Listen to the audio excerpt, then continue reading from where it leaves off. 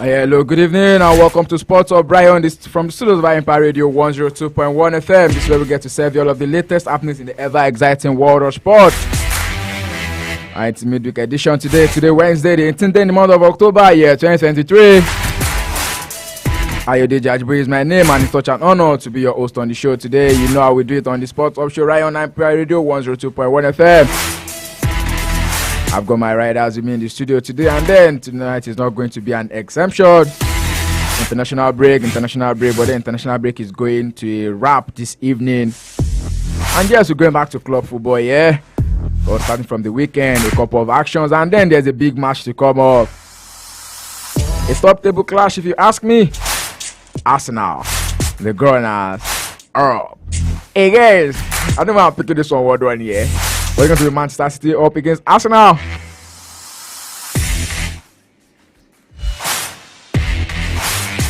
And there's a big game for the weekend. One to look out for.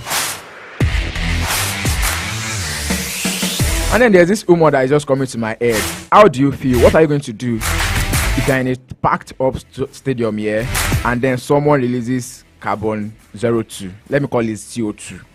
Carbon monoxide, yeah? Which you welcome to the show. Well, I won't feel so good, man. A packed stadium and you have something that bad. Baba, you want to keep us in. I mean, I've just been having this feeling. I don't know why all of these thoughts are coming to my head at this point in time. Crazy thoughts. But then, without further ado, let's go straight into it this evening. And yes, we start from the home front, talking about the Super Eagles of Nigeria. So much to talk about, so much to look into. And yes, Super Eagles head coach Yusuf Peseiro has said the standard for anyone representing the Nigerian men's senior national team must always be the highest. Peseiro said this yesterday in his reaction to the Super Eagles' performance after the team rounded off their October international break with a win over 10-man Mozambique. The Super Eagles on Monday secured their first victory in friendly matches since the year 2019 and a very unimpressive 3-2 win against the East African nation of Mozambique. I mean, Eagles up against Mamba. What are we expecting? But then that was not the best of results here. But then we actually have a couple of players who showed up, and then they showed off. Talking about Terry Murphy, and now he scored over 4 goals in international matches for Nigeria. Even if he's not getting the nod all the time, he still comes around and this does his job diligently. Let's talk about the Super Eagles of Nigeria. We can't talk about them enough. But then don't forget that the Super Eagles goalkeeper, if he is good to him. Really? Like, the moment I saw that post. What do you mean Meko Invoman sign you? Are you the first person a white man has signed? Like, really? How would you feel? How does he think? Like, you are in the eyes of the dust. Like, everybody's, focused on you. Now everybody's focused on your performance. And you think the best way to reply to people is by shading the people. If easy, go draw and make Oyinbo man sign you. Yeah. Where the Oyinbo man sign you put? What club are you playing for? He's sitting down in Cyprus. Yeah. Can you imagine? You're in Cyprus on the bench. You're not even in Manchester United. You're not in Arsenal. You're not in Barcelona. You're not even in the Belgium League. I think the only top performance is actually pulled off was the match against Manchester United in the Europa League. That game. Yeah, he did. I remember. He did fantastically well in that game. Yeah, if this was the kind of performance, that was the kind of performance he was putting in, week out, I don't think he'll be sitting on the bench in Cyprus. So basically, for someone who feels Oyinbo has signed him and they signed him to Cyprus, he's on top of the world, and he feels he's on top of the world, then I think he has no business being the Super Eagles goalkeeper, honestly speaking. Because if you feel your best is being at Cyprus and you're proud of it, make Oyinbo sign you. Man, there are other keepers everywhere. We have an Onana in Manchester United. We have different goalkeepers, African goalkeepers. Why are you trying to compare him to Onana, right? Well, because Onana, well, I think Onana is far better because I didn't see obviously an Onana coming online to shade to the people for trying to correct him. Yeah, even when he was in the middle of all of the trials that came to him at the Cameroonian national team, he wasn't shading the people. Yeah, we all knew he was trying to defend himself, and the whole team thinking with the whole. We can't really find out the main details of what happened in camp and all.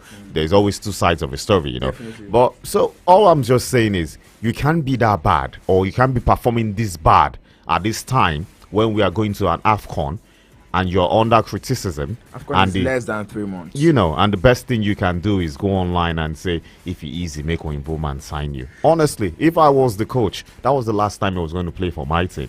I don't know what anyone is thinking, but that's the last time. I would rather go pick someone from Remo Stars, Eyimba, and put in my first team and be my goalkeeper. I've been talking about this goalkeeping here. This thing has been causing a lot of, causing division amongst fans, because everyone now wants, a goalkeeper from the league. Honestly, I was listening to a particular podcast a couple of days ago, and then they were actually ex-players and a couple of respected journalists on that show. And then when they were being asked, what level is the Cyprus League to the Nigerian League? I mean, everyone just busted into laugh. Honestly speaking, like I do get the point that maybe most people in Nigeria feel, yes, in a way, kinda, when it comes to the pay now. Yeah. The moment you're outside the shores of Nigeria, probably you are anywhere close to Europe, you definitely get better pay. But do they play better football? That's another question. Yeah. Is it better football? Is it better standard of football? What do they do that? Okay, maybe say pitch-wise or, organizational-wise, it's far better. But player for player, the club for club, people that are there. I think if Francis Uzoho, sitting on the bench in Cyprus, can be our national goalkeeper, I don't see any reason why we can't pick one of the best goalkeepers or pick the very best goalkeepers from the NPFL to stand gear for us. Like I said the last time we were on sports, I said we had a Yama coming from Eyimba at the time he manned our post. Yes. We had a Dele Ayenugba also from Eyimba at that particular time. Who made his way into our national team and became the national goalkeeper. He was very good at penalties, if I can remember back then. Dele Ayenugba. So there's nothing wrong if we can pick a top-notch goalkeeper from the NPFL to actually man the post. Because I believe if you have a top-notch goalkeeper from the NPFL man that post, he would want to use his life to prove everything he has. You look what I've got this, and then do you understand? If talking about goalkeepers here, a couple of names are actually ringing bells right now. Okay. The Bankole from Remo Stars, the new boy with Sporting Lagos, and then there's this the Ojolon Leke that's actually making the ranks right now, and then. Okay, Nobu got the nod, but was not able to, show what he actually got, because was always on the bench whenever he's been called, to the national team. Let's take a look at, Bankole of Remo Stars here. I mean, last time on the show I mentioned it. He's won the Golden Glove on two different occasions right now, and presently he's the Chan Eagles goalkeeper. I'm talking about this, this Super Eagles home Super Eagles team. Why is he not getting the nod to actually go, go stay within the sticks and let's see what's going to happen? Which if you ask me, man, who am I going to ask? Honestly speaking, and I'm really, really, really sad about it, because I felt the friendly games, the ones against Mozambique, the one against Saudi Arabia, would have been used as an opportunity to actually test these goalkeepers. I wasn't expecting to see an Uzoho. It was obvious. It's obvious Posero has picked Uzoho as his first team goalkeeper. You've used him in qualifiers. We've seen what he can do. We've seen him blunder so many times. This is a friendly match. This match holds no importance, no quite importance. Why can't you stand in with a Nigerian Super National Premier Football League goalkeeper manning those posts? And you now still put an Uzoho who still went there and fumbled 2 goals against Saudi Arabia. He fumbled. I mean, so much talk about the Super Eagles of Nigeria here, but we are not just going to be dwelling about the Super Eagles of Nigeria this evening. And then let me let you know that the Women's Champions League is on the way right about now. Qualifying round is currently playing. A couple of teams are already thumping themselves. You know how female football can always be, because right here, margin of goals. You've seen a couple of teams with 8-0 aggregates. The likes of the Eintracht Frankfurt ladies are, thumping Sparta Prague women 3-0 this evening, and then that makes it 8-0 on aggregate. But then currently playing, you have the Real Madrid Femenino. They are winning 1-0 against Valeranga women, 3-1, 45 minutes played. Paris Saint-Germain Feminine is up against Manchester United women, 2-1 on aggregate, and then they are winning 1-0 already, 17 minutes played, like men like female.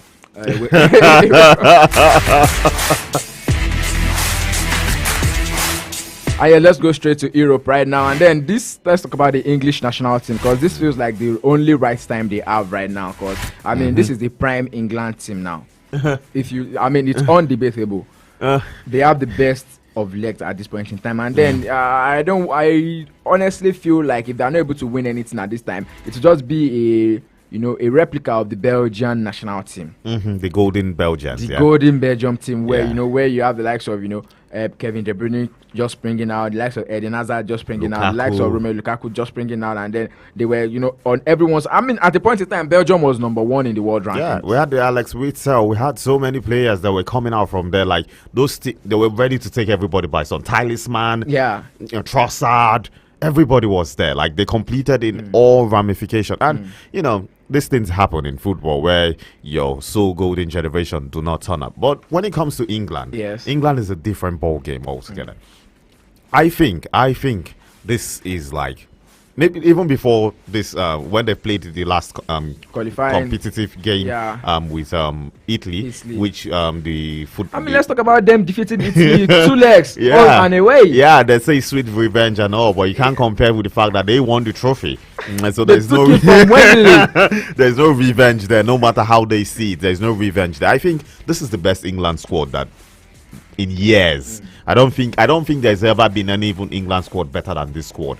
Let's be honest to ourselves. I think the last great England squad was like way back in 2003 with the likes of David Beckham, Michael Owen, Steven Gerrard, Paul Scholes. They were, remember the name of the goalkeeper they had at that time. David Seaman. No, or was it David Seaman? No. I think it's James. James. James. They had James. That was like, I think that's the only squad that could be compared to this level of squad they have now. And this time we have clinical players, the likes of Jude Bellingham, Harry Kane, Saka, Foden. But you have so many you can mention. I think the only thing that can stop England from getting this is one person. I don't know why people always say I'm wrong when I say this, but I think the only person who will stop England from getting this competition is Gareth Southgate, who happens to be their coach. The crop of players is going to be inviting. Honestly speaking, because I for one I thought after the Euro where they lost to was it the Euro or the Nations League where they lost to Italy. I thought that was going to be the last competition for Southgate. Then they went to the World Cup.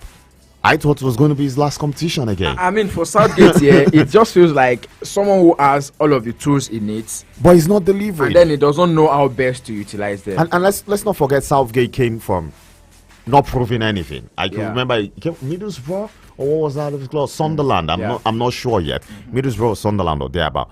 That was where he came from. He has not even proved anything yet. There was no track record from him as of the time England chose him to be the head coach of the national team. And I feel he's not the right person to. The last team he managed was Middlesbrough. Middlesbrough, yeah. So I think that wasn't good enough. I think Southgate is not good enough to take that English team to where if they're saying football is coming home, I don't think Southgate is that man who will bring football home for them. And it's just so unfortunate that the FA stick to their guns even after everything, all the old complaints from ex-players and all that. They stick to their guns and believe in Southgate. So let's hope this time he gets the opportunity to prove it to them. I mean, away from Southgate right now, there's this new trend about the England fans right now, and that's they're booing their own players. Sad. First really it sad. was Harry Maguire, and now it's Jordan Anderson. I mean, you cannot blame a certain Jordan Anderson for sticking with what he believes in. Well, it's really crazy. Fans are always going to be fans. In as much as we understand that it's wrong for you to boo your own players, but when you pay so much and you support your team for so long, and then you get to see supposed mediocre players, getting the starting lineup and being in the team every day. You as a fan, it's not easy. Basically, sometimes the only way for you to pour out your anger is by showing it on the field of play while everyone is there, for the coach to see your displeasure, for the country to see that, hey, we are not pleased with this particular player being in the team. It's wrong for you to boo your players. This particular agitation now is not totally related to football.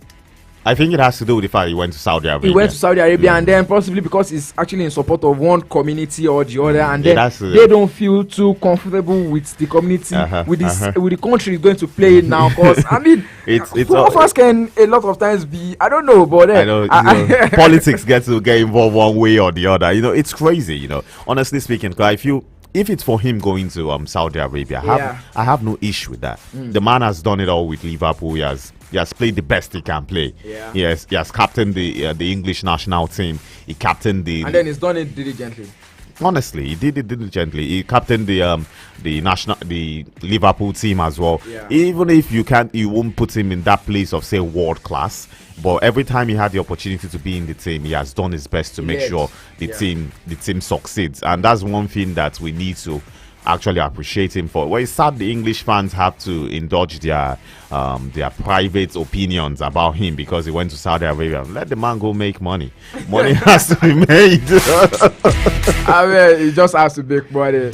And then let's talk about injuries right now. Let's talk about one player who's always open to injury, and then let's talk about Neymar Jr. right now. I mean, prior to this particular game, right from from the blast of the whistle, he's actually threatening to leave the pitch when the fans actually chew a substance at him. It was actually a food was edible food was thrown at him, and then it feels like this is wrong, and then he's going to walk out of the pitch if the fans is not being called to correct him. But then at the end of the day, he actually did leave the pitch, but then he didn't just leave the pitch like leaving the pitch. He left on crutches.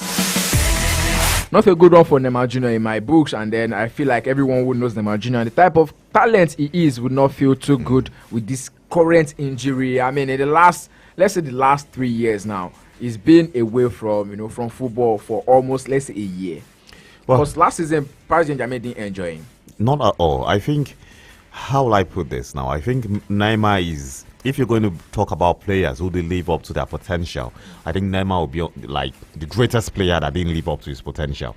I think, in as much as he had some good seasons in Barcelona, I think after he left Barcelona, Neymar, the potential we saw in Neymar was dead. I think Neymar was the only player in the ranks of Lionel Messi and Cristiano Ronaldo that everybody were tipping should be the next Ballon d'Or winner.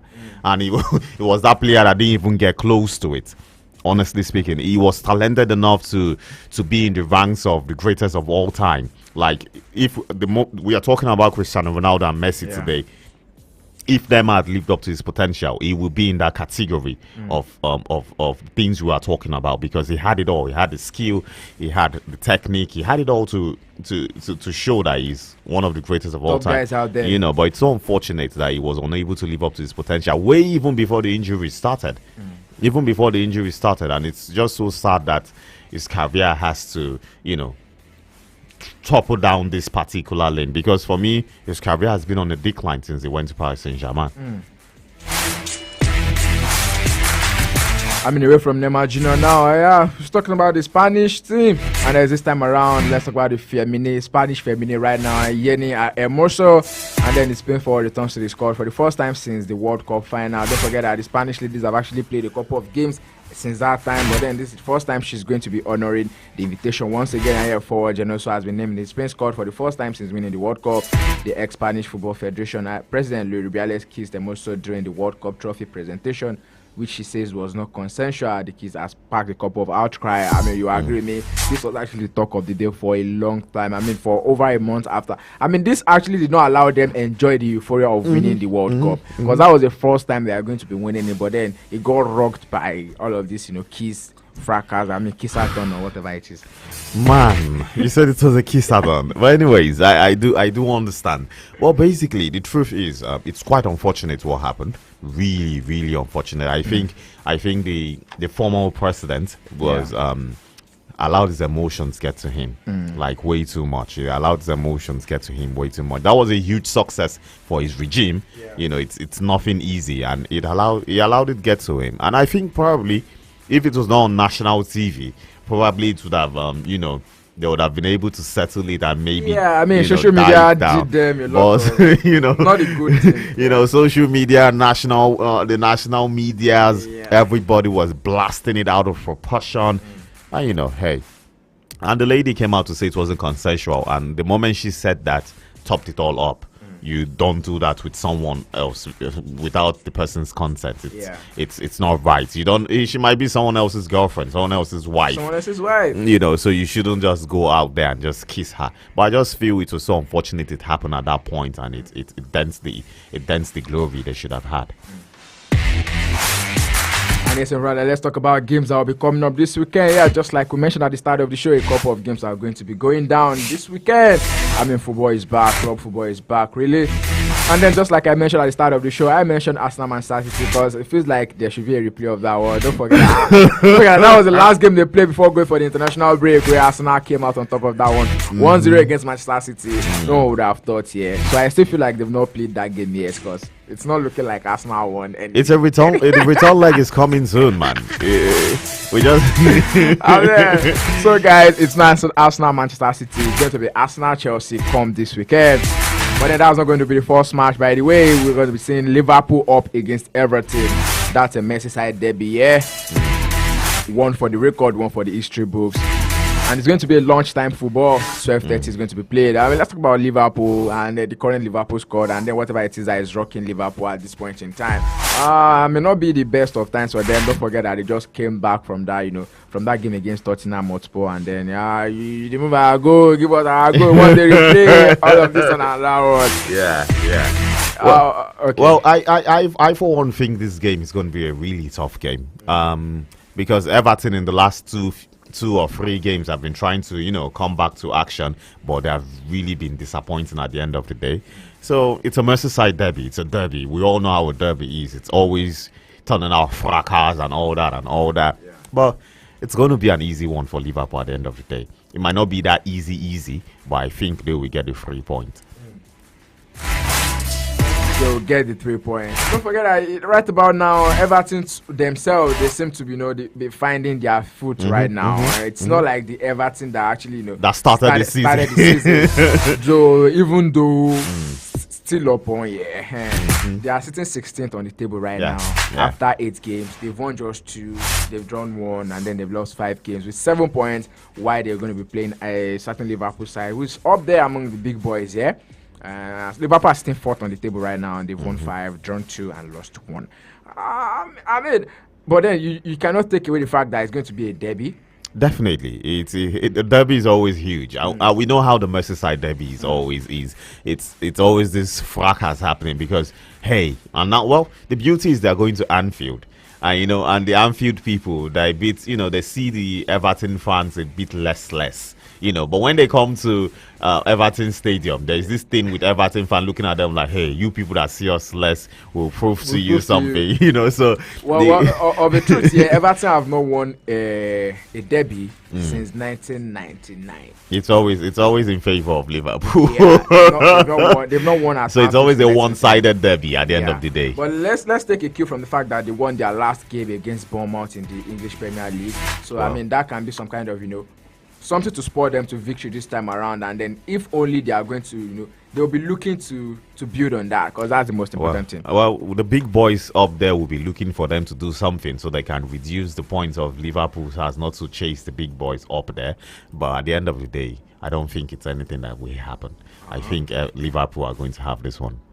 Pure and straight 3 points. You're not just giving everything. I don't think so. Wow. I don't think so. You're tough, bro. I don't think so. I don't see them doing nothing. I mean, away from that, let's talk about the other game that we can actually call a big game come this weekend. And yes, Chelsea up against Arsenal. Stamford Bridge. Hopefully, it's not going to be falling down this time around. Let's look at the chances here. Well, Stamford Bridge is always an important place to play football. It's the London derby. It's like the biggest derby in London. No arguments about that. But I think it's a game that Chelsea needs to prove that they are back, because in their last 2 games they've been trying to outshine their opponents. But hey, who were their opponents? Fulham and the likes. So it's not something that we would say is enough to scare Arsenal. But I think what's important is that Chelsea has so much to prove, and coming out this game as victors of this game will send a huge shock down the spine of other teams to say that, hey, Chelsea is back. Yeah? No, Chelsea now. If they win, it'll send a huge shock down everybody. If Arsenal win, it's just going to be another day in the park. But if Chelsea wins... Wow. Like you guys are taking a stroll now, yeah? Yeah, we did that last season, man. It's not like it's not something new to us. So it's just going to be another day. So, of course, you came back at the back of winning against Manchester City, and then God had it for you. God did it for you. It has nothing to do with that. There was a 2-week hiatus, like, go and rest. Well, I think that even tells bad, because if there was no hiatus, we're going to be beating people back to back. I think if we had Chelsea immediately after having Man City, Chelsea would have been really scared. Wow. Chelsea would have been really scared. We saw some Chelsea fans all clamoring, "Oh, Reece James will be back. Reece James will be back." But it was so unfortunate. I felt so bad when I found out that Reece James has gone back to injury, because I really wanted to see him back in that team. I mean, I'd love to Reece James, yeah. Honestly, He's not the best of chance and then the best of career as it is right now. Let's just hope he's able to, to live up to that expectation. But then you agree with me that Chelsea's injury list is still a very long one, because the likes of Romeo Lavia still out, Trevor Chalobah still out, Kani Chukwuemeka and a couple of other players are still going to be a doubt. And yeah, just like you mentioned, their captain is a major omission this time around. Ben Chilwell still going to be out, and then new boy to Axel Disasi will be out. Cole Palmer, don't forget, picked up a knock during the international duty. Yeah, so I think that's a huge one for them. The Cole Palmer thingy, because he's just been integrated into the fold right now, and then he's going to be missing this game. And then we're looking at the Arsenal side. Well, we will still be looking and then see what's going to happen before Saturday. Because the likes of Bukayo Saka, William Saliba, and Leon Trossard, let's see how best, and then whatever it is that they're going to be. Well, presently, we all know that Jurgen Timber is a long-time absentee as it is right now. Really sad. One major miss for Arsenal fans here. I mean, when you go to the socials, you will see the fans commenting, "We missed you, Pasty. We missed you, Pasty." Honestly, for someone who has not really played for us. I mean, it's the love, and then I actually appreciate that for the Arsenal fans. Don't forget that the likes of Gabriel Martinelli and Thomas Partey, they will be looking to to get themselves a start in that particular encounter. And yes, other games that will be coming up on Saturday, we'll be seeing Brentford will be hosting Burnley, Newcastle United up against Crystal Palace, Nottingham Forest up against Luton Town, and then we just hope that for Nottingham Forest, the two Niger boys, hopefully they are going to be back in action this time around. And then another game, the last game for the day is going to be between Sheffield United up against Manchester United, and that's talking about the English Premier League. A couple of games in Spanish La Liga.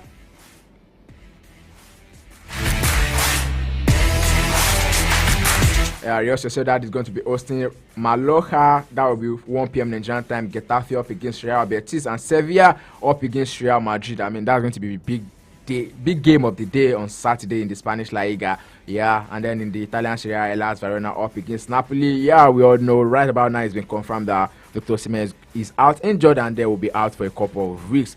One thing I don't like is the fact that anytime and every time it comes to represent Nigeria, it's always going back there injured. Well, it's really sad. I think it goes to show that we need to have a standard medical team that could also help these players, so that when they come back, they don't fall short of going back into injuries.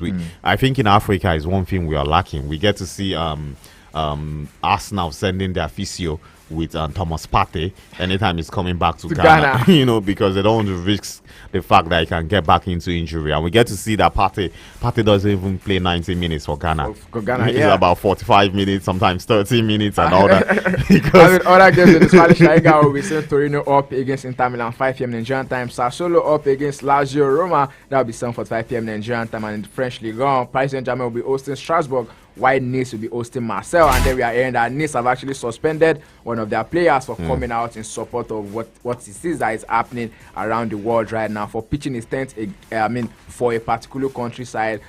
He's been suspended. And then another news that is coming from Newcastle United, Sandro Tonali, we're hearing that he might be suspended for a long time, but presently the team are looking to still put him in, going to be available for the next game against Crystal Palace. Yeah, don't forget that Sandro Tonali is actually, under investigation for betting, and the other player who is actually playing for Juventus, talking about Fiagnoli, has been suspended for a long month. I think the last time I saw it, he's going to be out for a couple of months, maybe like 7 months. Yeah. He'll be out for 7 months. Yeah, well, it goes to show that the football governing body are not interested in players involving themselves in betting at all.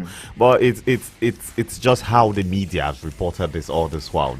Sorry to cut you. It feels like there's a huge difference between Sandro Tonali's case and Ivan Toney's case right now. That's the point. That's what I'm trying to make, because we saw how Ivan Toney's case was, and then it was being labeled as a disgrace to the football world. And now for Tonali, everybody simply say he's an addict. He needs help. He needs care. Why the double standard? Well, some people will start. So maybe some people will say, "Hey, it's the Italian FA actually checking on their players now." But that one was the English FA doing their thing. So why did that? Probably that's why there's a difference. So is it like there's some kind of sabotage against Ivan Toney or his trajectory? Because I guess it's just the media. If that had not happened to Ivan Toney at that point in time, we should be talking about him being one of the best outshot strikers in the English Honestly Premier League. speaking, if that has not happened to him, he was supposed to go to the World Cup. Yeah, he should have left in the summer. Like there were teams, hunting for him. Even right now that he's even in issues. Yeah, they had to Chelsea wait, and Arsenal, and they're waiting for him in January, and everybody wants to go back for him because he's going to be back in training. Even if he's not going to be getting regular football, he'll be back in training. So I think the media goes to show that there's always this bias when it comes to players. There's always a bias. It's whoever the media decides to witch hunt, they witch hunt, and that's the case of Tonali and the case of Ivan Toney at this point. Let's take this last one before we call it a wrap on the package. Just sitting, let's talk about Leo Messi. Just like I mentioned, we are airing already that he might just be on course to win the 8th Ballon d'Or. I want to say Champions League, the 8th Ballon d'Or of his career. There's a big question I'm asking: who leaked that report? Who leaked that news? Well, I for one think it was actually leaked in a way probably to dissuade the Ballon d'Or people not to. Maybe they just want to push it to someone else or something else. I don't know. I just feel like if the Ballon d'Or want to actually do it, there would have been a real tight leap about this. So leaking it probably is just. So now you feel like they might change their mind and give it to someone else? I think that might be the play here. So Dick, I think that might be the play here. But hey, it's the World Cup here. Lionel Messi won the World Cup. Okay. Usually it goes to the World Cup winner. So. Okay, that's not the order of the day yet. There's this particular one, and then this one is saying that Leo Messi tops MLS salary list with a record $20 million. We know it's money in the air. We know money is trending in the MLS. We know money is trending in the United States of America. Inter Miami forward Leo Messi is MLS highest paid player with a league record annual guaranteed compensation of $20 million. Who else would they be? Who else would they give it to? Well, it's all about football is all about money nowadays. So basically, in as much as some people said he didn't want to go to Saudi Arabia because he's not interested in money, but MLS is actually cashing out, man. The man has shares in the MLS. He has shares in company. I don't want to mention that company at this point in time. Well, this is something that this man he has secured his future for years and years to come. So it's all about the money at the end of the day. Okay, money in the bag. All for the money, yes, the one last one here. Let's talk about Barcelona. Always been rocked by fracas. This time around, they've been in the news for the wrong reasons over time. And then Joan Laporta is still being charged over referee scandal. Don't forget that the last time this news broke out, people were actually coming in defense of like, no, it didn't happen. No, we know. And then a couple of other teams are coming like, yes, we're going to get our Champions League. Yes, our Champions League fight against Chelsea. Yes, we need something was wrong somewhere. Is the 2006 Champions League involved? I think it's going to date back to that period, It should be, because hey, we were robbed too. From between 2001 to 2018. Okay, so we can talk about it too. but of a truth, it was actually being proven guilty of this offense. Not yet. I think this goes to show that football is getting more corrupt than usual.